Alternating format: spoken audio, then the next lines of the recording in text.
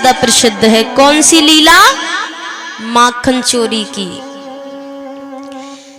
प्रथम करी हरि माखन चोरी, ग्वालिन मन इच्छा पूर्ण कर आप भय ब्रज खोरी। प्रथम करी हरि माखन चोरी। अब भगवान बैठे बैठे सोच रहे हैं, माखन चोरी की लीला अच्छी लीला है, रसमयी लीला है, सबको बड़ा आनंद आएगा। लेकिन यशोदा मैया इस लीला का आनंद कभी नहीं ले पाएंगी। उनको बस उरहाने सुनने को मिलेंगे कि भाई आज तुम्हारे लाला ने ऐसा कर दिया, आज तुम्हारे लाला ने वैसा कर दिया।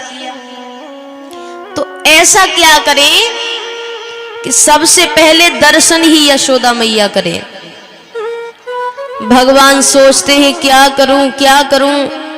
भगवान कहते हैं पहली चोरी घर पर ही करते हैं। क्योंकि देखिए ऐसे तो चोरी करनी नहीं चाहिए, गलत बात है, लेकिन चोरी करना भी समझदारों का ही काम है। जो बुद्धिमान है, जो बहुत बुद्धिमान होता है, वो सबसे अच्छा चोर होता है। क्योंकि अगर पकड़े गए तो फिर क्या चोरी। चोर अच्छा वही जो पकड़ा ना जाए, क्योंकि उसके लिए बुद्धिमान भी चाहिए, साथर भी होना चाहिए, दिमाग भी चाहिए। तो भगवान कहते हैं पहली चोरी घर पर ही करते हैं। क्योंकि अगर बाहर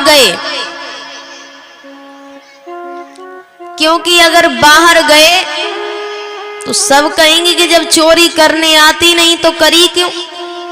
भगवान कहते हैं पहली चोरी घर पर करते हैं। तो दोपहर का समय था, सब लोग सो रहे थे। भगवान माखन के कमरे में जाते हैं। पहले माखन के भी कमरे होते थे, क्योंकि माखन दूध दही कई कार्य होता था। कोई वृंदावन जा रहा है, कुछ बरसाने जा रहा है, कुछ मथुरा जा रहा है, तो माखन का भी कमरा होता था, जिसमें दूध दही माखन की हांडियां रखी जाती थी। भगवान उस कमरे में जाते हैं। नीचे एक माखन की हांडी रखी थी, उसे अपनी ओर खींचते हैं, हाथ अंदर डालते हैं, नवनीत निकालते हैं। नवनीत यानी माखन का गोला, उसे कहते हैं नवनीत। वो नवनीत निकालते हैं। भोग लगाने ही वाले हैं कि भगवान के सामने एक कांच पड़ा है, शीशा, आईना, जिसमें हम अपने आप को देखते हैं। एक बात और, आईने के कारण आपको पता चलता है कि आप कैसे दिखते हैं। उस समय फोन इत्यादि होते नहीं थे, सिर्फ आईना ही होता था जिसमें आपको पता चलता था कि आप कैसे दिखते हैं। तो भगवान ने आज तक आईना नहीं देखा। भगवान को ये भी नहीं पता कि आईना होता क्या है। तो अर्थ, भगवान ने आज तक अपने आप को नहीं देखा। आईना सामने है, उसमें अपना प्रतिबिंब देखते हैं भगवान। वो देखते ही हाथ पीछे कर लेते हैं। भगवान कहते हैं अच्छा, ये माता बड़ी होशियार है। माता ने माखन की रखवारी के खातिर एक छोरो पहले से ही खड़ो कर रखो है, और ये चुपचाप मेरी चोरी देख रहा है। ये मैया से कहेगो मैया कन्हैया चोरी करे। भगवान कहते हैं देख, तू भी छोरो मैं भी छोरो, तू मेरी चोरी मैया से मत कहिए, क्योंकि ये माखन है ना, ये मैं अकेले ना ही खाऊंगा तो खिलाऊंगा। और ये कह करके भगवान हाथ आगे करते हैं, ये ले खा ले। अब भगवान ने हाथ आगे किया तो प्रतिबिंब ने भी हाथ आगे किया। भगवान के हाथ में माखन तो उसके हाथ में भी माखन। भगवान कहते हैं अब मेरी आत्मा ठंडी है गई। मैं सोच रहा था कि मैं ही एक चोर हूं, तो तू मुंह से भी पक्को चोर निकलो। अच्छी बात है, चोर चोर मुंह से रे भाई। तू मेरी चोरी मैया से मत कहियो, मैं तेरी चोरी नहीं करूंगा। अब ये सारा दृश्य, पीछे से रोहिणी माता और यशोदा मैया देख रही हैं। कितना प्यारा लगता है, छोटा सा बच्चा कांच के सामने अपने आप से बातें कर रहा है। जब बातें खत्म हो गई, यशोदा मैया ने आवाज लगाई, कन्हैया। भगवान चुप। जब बातें खत्म हो गई, यशोदा मैया कह रही है, कन्हैया तू यहाँ क्या कर रहा है? भगवान कहते हैं, मैया वही माखन को लोभ ना है। अब भगवान को क्या पता, भगवान को क्या पता, भगवान सोचते हैं अगर उसने मुंह खोल दिया तो उससे पहले ये कह दो कि उसी ने चोरी की है। हाँ, हम लोगों के बीच परम श्रद्धेय राजेश चंद पांडे जी, उनके छोटे भाई रूपेश चंद पांडे जी, सरपंच पिपरा झांपे के पधारे हुए हैं। उनको हार्दिक अपने कमेटी की तरफ से स्वागत, अभिनंदन, वंदन।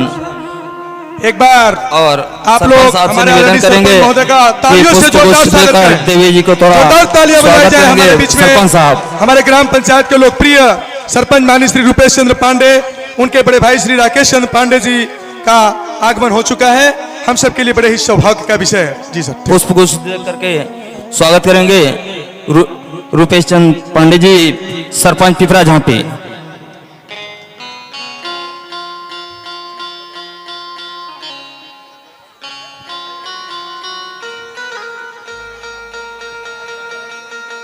भैया हमारे राजेश चंद जी, आप पुष्प गुच्छ दे करके देवी जी का स्वागत करेंगे।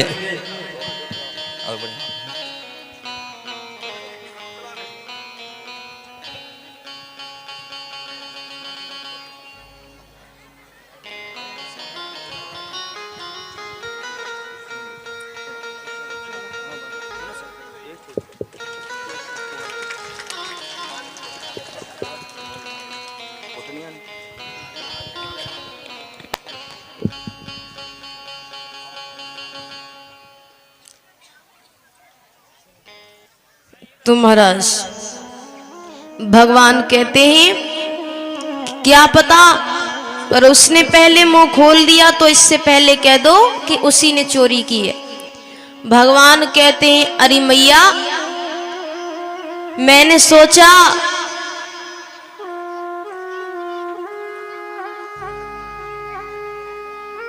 चलिए सभी शांति बनाए रखें। भगवान कहते हैं, अरे मैया मैंने सोचा कि मेरी मैया इतनी मेहनत से माखन निकाले और कोई चोर चपेटो आए कि माखन चुराए के चलो जाए, तो मैं माखन की रखवारी के खातिर इस कमरे में आया। तो मैया मैंने आकर के क्या देखा? मैया ने पूछा क्या देखा? एक बात और, भगवान ने आज तक अपने आप को नहीं देखा।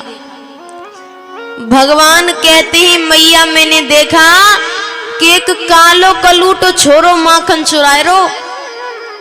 मैया कहती है, कालो कलूटो छोरो? बोले हाँ। मैया कहती है, तूने उसे रोका नहीं? बोले मैंने रोका। मैंने कहा तू मैया से माखन मांग ले, तू चोरी मत कर। पर मैया में नंद राय को छोड़ो और ये मेरे घर में मौको ही आंख दिखावे। मैया कहती है, अच्छा कहाँ है वो कालो कलूटो छोरो, दिखाना तो। भगवान यशोदा मैया का हाथ पकड़ कर आते हैं और कांच के सामने खड़े होकर कहते हैं, ये रो कालो कलूटो छोरो। यशोदा मैया कहती है, कन्हैया ये कालो कलूटो छोरो तू ही है। भगवान कहते हैं, मैं कैसे? मैया कहती है, कन्हैया ये शीशा है, इसमें हम अपना ही प्रतिबिंब देखते हैं। यशोदा मैया उन्हें भगवान को गोद में उठाती हैं। भगवान ने अपने आप को नहीं देखा पर यशोदा मैया को तो देखा है। यशोदा मैया कहती है, देख मैंने तुझे गोद में उठाया तो उसकी माता ने भी उसे गोद में उठाया, लेकिन उसकी माता तेरी माता एक थोड़ी है, पर चेहरा तो मेरा भी वही है। तो इसमें हम खुद को ही देखते हैं। अब चोरी की बात तो पता नहीं कहां गायब हो गई।